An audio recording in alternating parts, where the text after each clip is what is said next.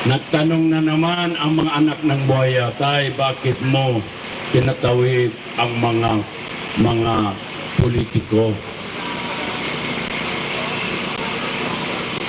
na magnanakaw mga yan? Ang sagot ng tatay, napakasimple.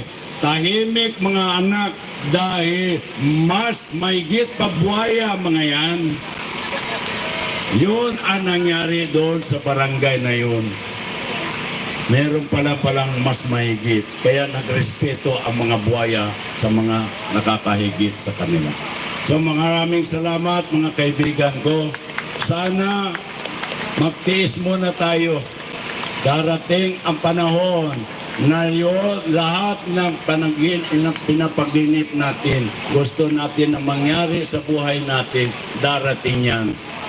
As God said, your time will come in an opportune moment. So, with hope and prayers, mga kapatid,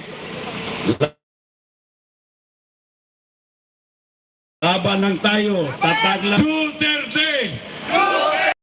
Duterte! Mabuhay ang taong bayan!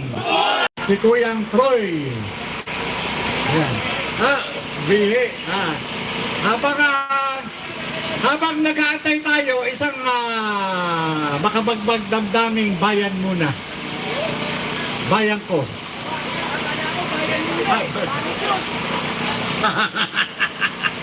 Bayan ko pala. Sorry. Bayan ko.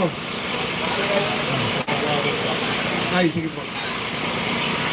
Magandang gabi sa lahat sa atin nandito at nagmamalasakit para sa ating Vice Presidente na Inday Sara. Sa totoo lang, nanggagaling tayo kung saan-saang parte ng bansa, ano? Pero hindi na natin babanggitin yun dahil kaya pumunta tayo rito dahil sa pagmamahal natin kay Inday Sara at sa mga Duterte. No? So, nananawagan lang ako kasi hindi pa sapat ang numero natin.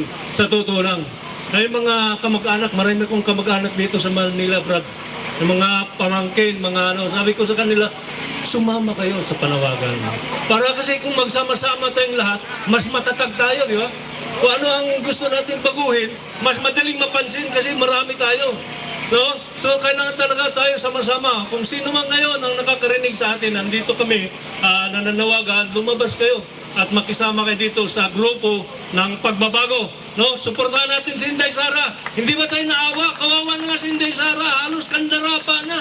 Mayroon pa siyang matawan ng mga inaapi. No? Sino ano? Si Inday Sara lang. Mayroon pang nagdidimand na kung ano-ano mga sa dyan sa mga politiko na against kay Inday Sara. So wala tayong magagawa kundi suportahan natin si Inday Sara sa mga Duterte para sa ating pagbabago, hindi lang sa atin dahil tumatanda na tayo. Paano yung mga anak natin, yung anak na ating mga anak, gusto ba natin na maghirap sila? Hindi. Kailangan natin pagbabago. Kaya please, yung mga kapatid natin nakikinig dyan, lumabas kayo at makisama kayo sa grupo ng pagbabago. Suportahan natin si Inday Sara at sa mga Duterte. Laban! Duterte! Salamat po. Okay. Habang inaantay natin si Kuya Troy. Ayan, tawagin muna natin si Bistak. Ayan. At pakinggan natin yung wisdom ng kasama nating iginagalang na vlogger itong si Bistak. Yan. Takpak! Simula pang umpisa doon sa Batasan, lumusok na po kami doon para kay Vice President Inday Sara sa Veterans Memorial Medical Center. Nagpaikot-ikot na ho tayo kung saan-saan. Ang ending pala sa